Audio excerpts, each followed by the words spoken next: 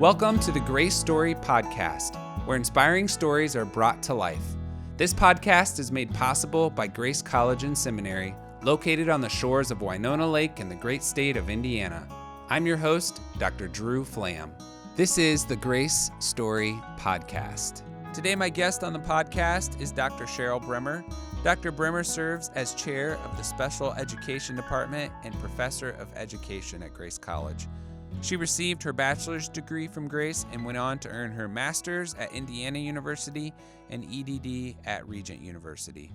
One of the hallmarks of Dr. Bremer's career at Grace has been her investment in building the Grace chapter of the Council for Exceptional Children. It's one of the premier chapters in the country, and we'll learn more about it soon. Dr. Bremer was named the 2020 CEC Professor of the Year.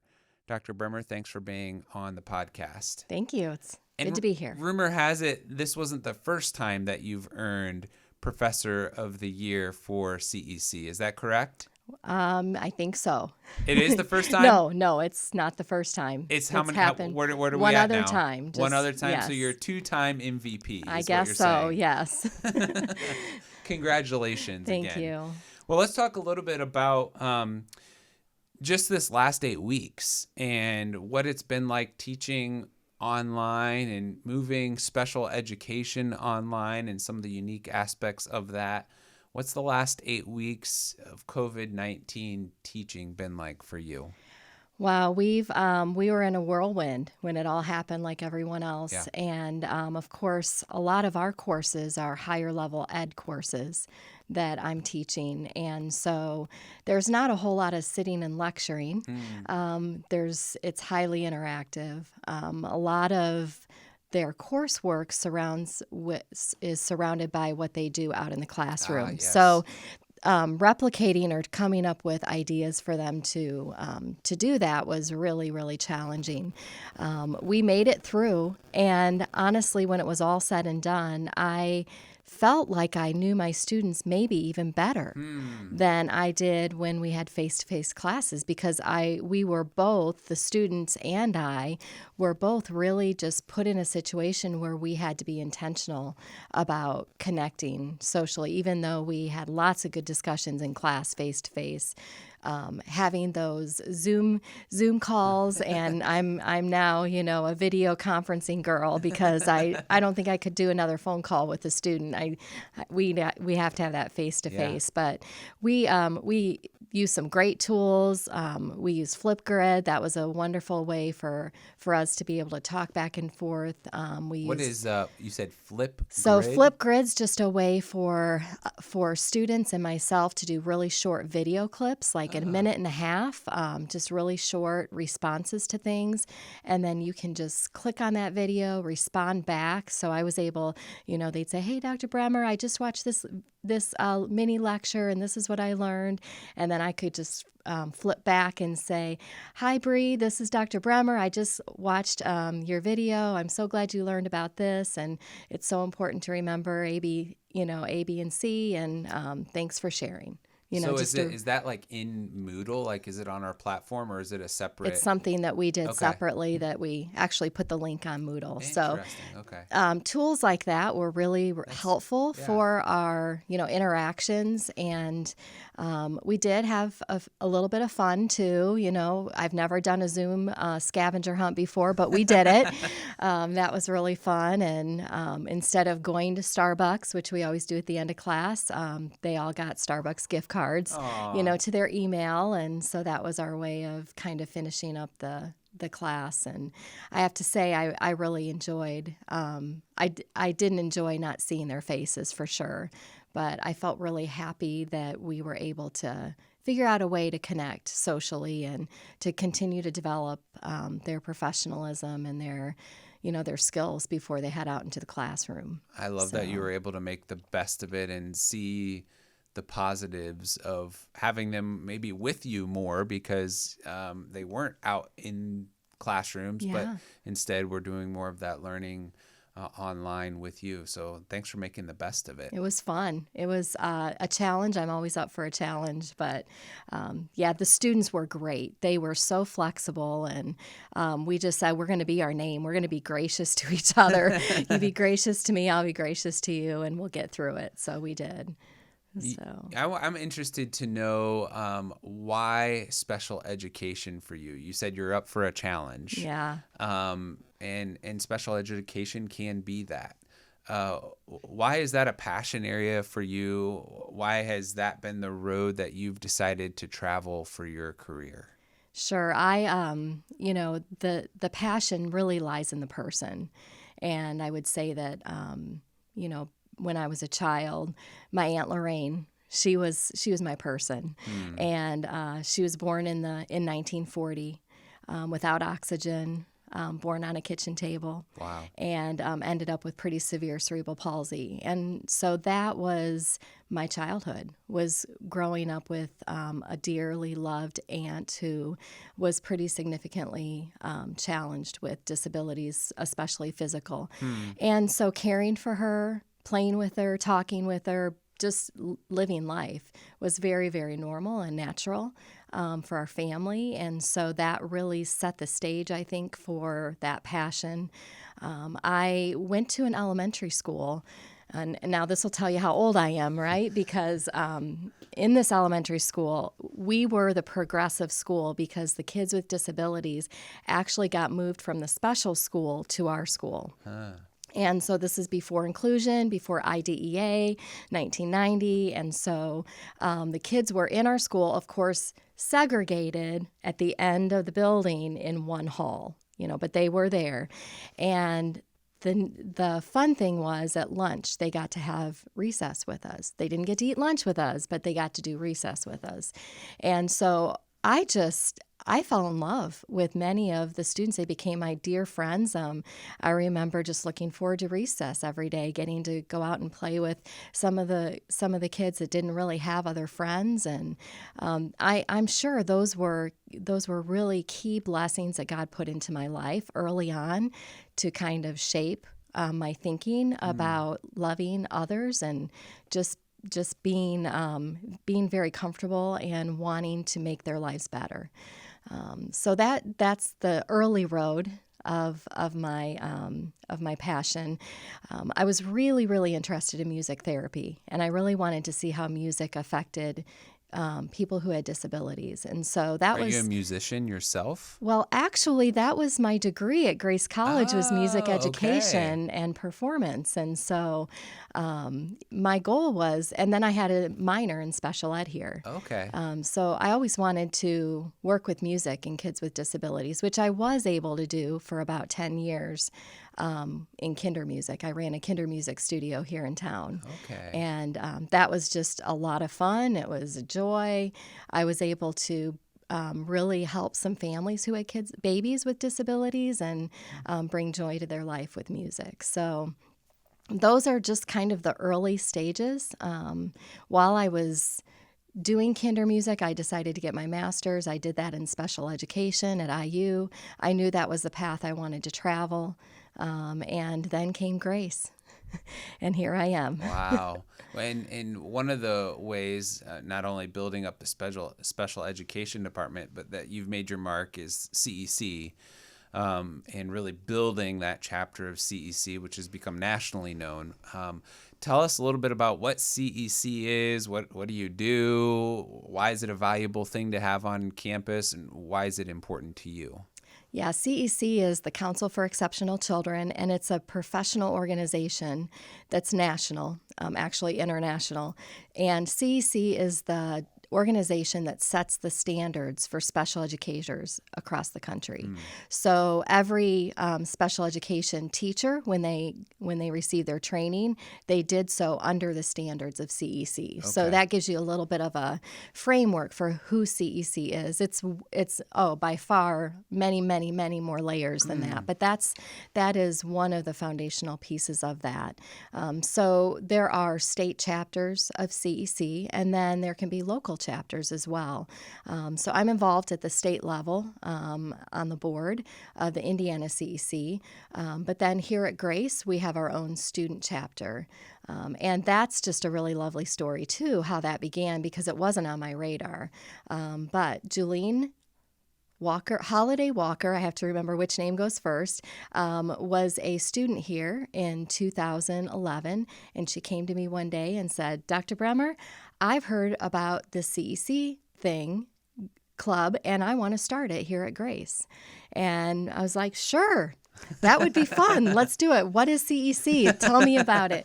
And so she and I started on this journey, and she did the research and found out what you needed to do with the bylaws to get a chapter started in college, and filled out the applications and did the work. And here we are. Wow. So she was a really instrumental piece, and still have a relationship today. She was a great special ed teacher in the Warsaw schools for many years, and is still local here in Warsaw. That's amazing. So we've been a chapter since 2011, and I think because it started as a student-led organization focused on that here at Grace, that was something that I really enjoyed encouraging and developing over the years with our different leaders. So I would say really our CEC chapter has kind of a threefold mission. One of the things that we're really passionate about is professional development and leadership development. And so I get the joy of having these students who are incredibly motivated and passionate about kids with disabilities, and I get to help lead them in leading the chapter. So our board at Grace is completely student. It's a student-led board. We just developed our new board for 2020-21. So we have 5 to 7 students who lead that board every year, and it changes each year. And the president really leads the organization, and so determines what the focus is for that year, and then goes after it with the students. So professional development is part of that as well, as far as learning more about teaching and teaching kids with disabilities. That's the first kind of aspect. I'd say the second aspect, which we spend a great deal of time on, is our community outreach. So we really feel strongly that it's important to just care for those who are affected by disabilities. It might be the child with a disability. It might be an adult with a disability. It might be a family member, the family members. It could be the siblings. It might be the peer mentors at Warsaw High School who are working with kids with disabilities. So we really try to spend the largest part of our energy in that community outreach, doing things with the community. And then thirdly is just disability awareness on campus. We want to love each other here at Grace, and we want to do it well. And so just having that focus for our own chapter to lead the way in loving others is a third kind of part of what CEC is. Wow.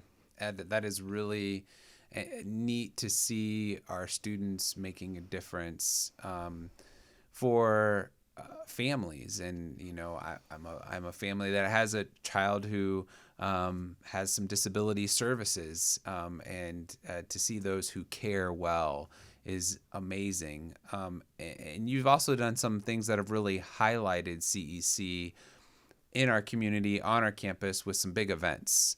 And each year have done, or at least every other year, done some big events. Tell us about those, and what's maybe one or two of them that have been your favorite. Well, that's hard to pick because there are several favorites. But I would say the key event that we work on every other year is our Transition Exploration Day. So in special education, one of the really big goals for a student with a disability is figuring out what that transition looks like from high school to life after high school. And so we try to step in as Grace at that point and offer something for the local high school students. So we hold a Transition Exploration Day every other year, in which we'll invite area high school students to come to Grace. We'll have about between 150 and 200 students, depending on the year. So students from Wawasee, faculty from Warsaw, from Whitco, from Rochester, from Bremen, from Tippy. They'll all come, and they spend the morning with us. We'll start our day with a wonderful event that our campus is involved in with a keynote speaker.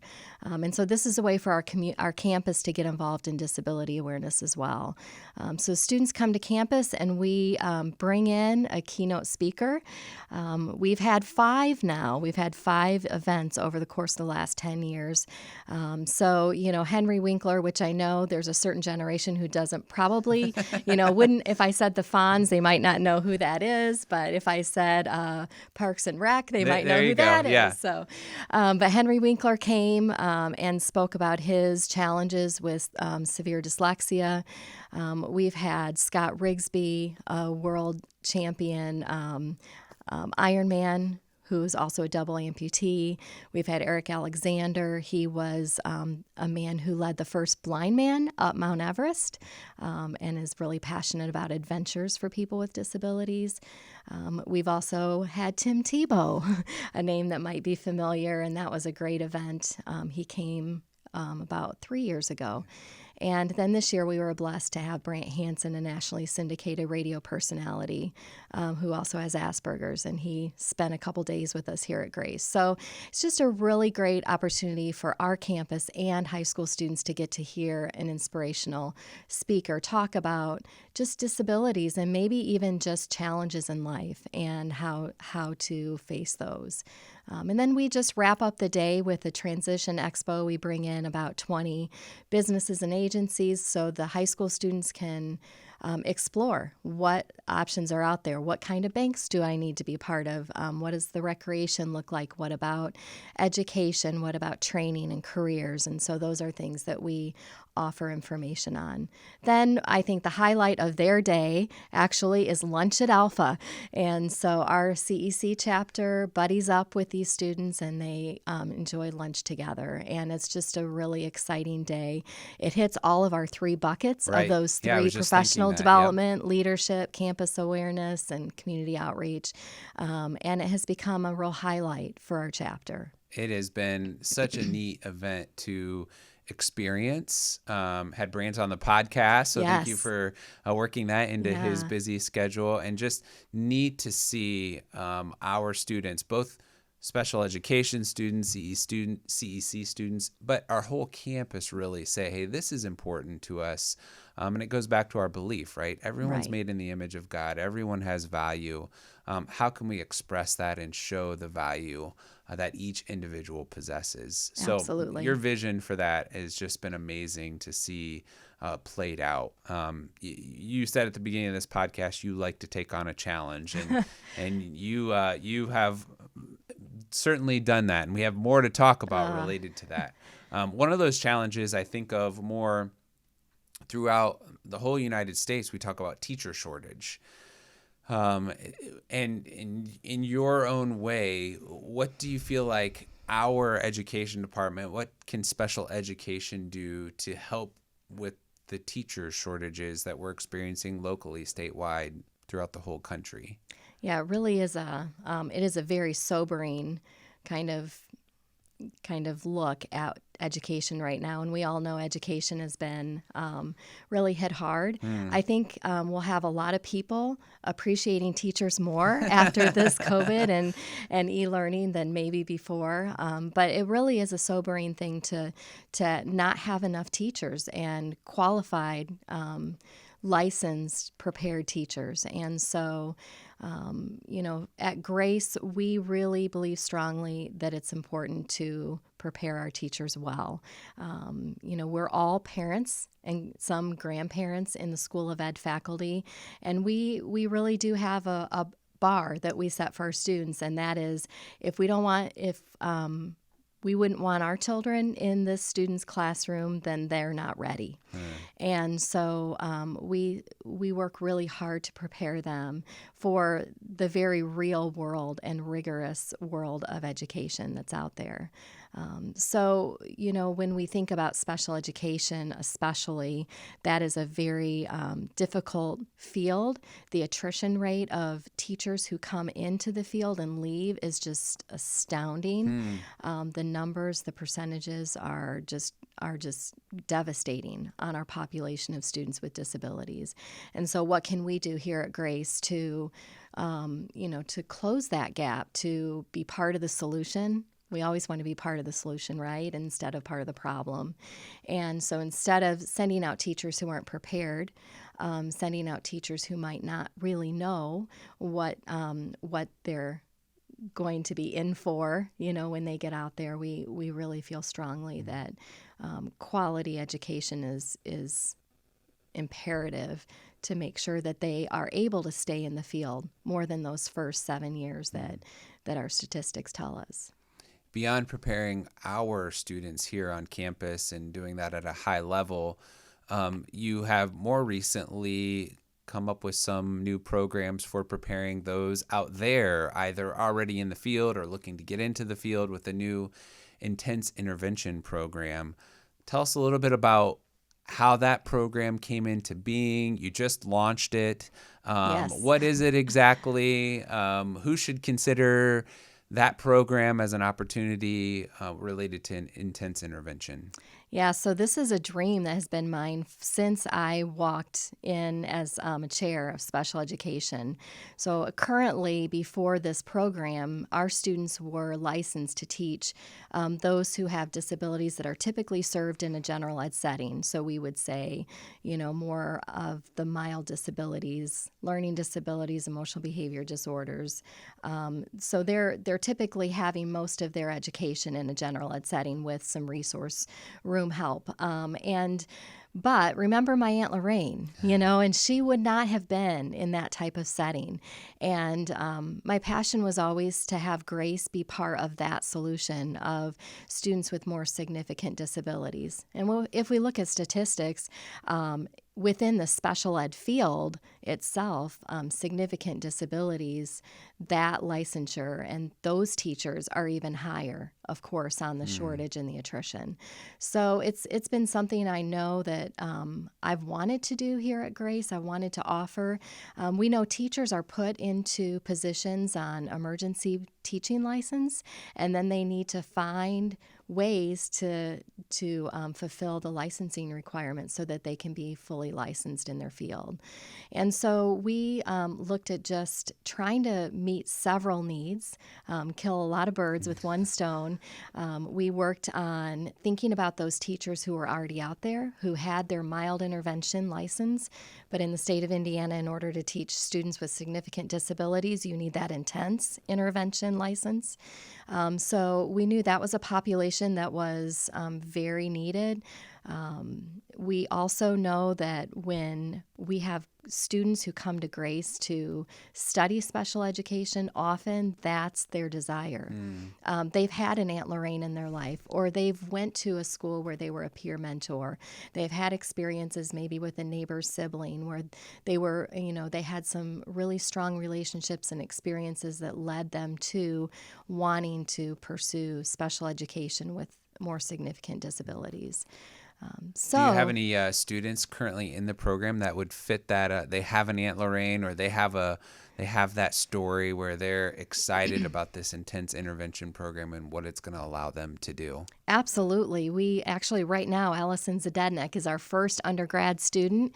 She's getting her degree in elementary education and mild intervention, 2 teaching license, and then she's adding on number 3 at the graduate level. Sounds like level. a future Dr. Bremer to me. Yeah, she's a go-getter, let me tell you. Also a CEC member, and she's getting her program in the intense intervention licensure. So she'll leave with 3 teaching license, be Wow. able to teach any type of special education at any age level, and be an elementary teacher. I think she might have a few school systems lining up at her I think at her there door. may be a few that have already offered, actually. So, yeah, she had that passion when she came in, and I kept telling her, I think it's coming. Just hang on. And sure enough, we were able to get it going for her. That's awesome. If somebody wanted to learn more about the Intense Intervention Program, learn more about special ed, what's the best way to do that? What's the best way for them to connect with you? Call me and we'll have a conversation. They can go on our grace.edu website and look for special education. I'll be on that website. They can also go to Grace Online because our intense intervention is online. Those teachers who are out in the field who are teaching but need that license, they can actually take this set of courses and program and do it online while they're teaching. So they can get on Grace Online, or they can go to grace.edu, or just call the switchboard and ask to be transferred to me, and we'll have a conversation. Great. Type top right-hand bar. There's always the search, right? That's Just right. Type in your name, type in special ed. It'll find you. I hope it does. Well, thank you so much for spending some time sharing with us about CEC, about special education, about intense intervention. But more than that, just thank you for the presence you've had on campus with our students, certainly in the special education area, but more broadly, just teaching all of us about the value of everyone and how we can come alongside and care. So I so appreciate you and what you've meant to this campus. Well, thank you. I appreciate it. And it honestly has just been a pleasure to be able to serve Grace in the way that God has, led me. And so I appreciate that. And thank you to all of you for listening to the Grace Story podcast today. Music was written and produced by Dr. Wally Brath, Assistant Professor of Worship Arts at Grace College. And thanks to our co-producers, Andrew Palladino and Rick Neer. If you could do us a huge favor and rate, comment, share this podcast wherever you retrieved it from, we would be so grateful. Until next time, live your best Grace story today.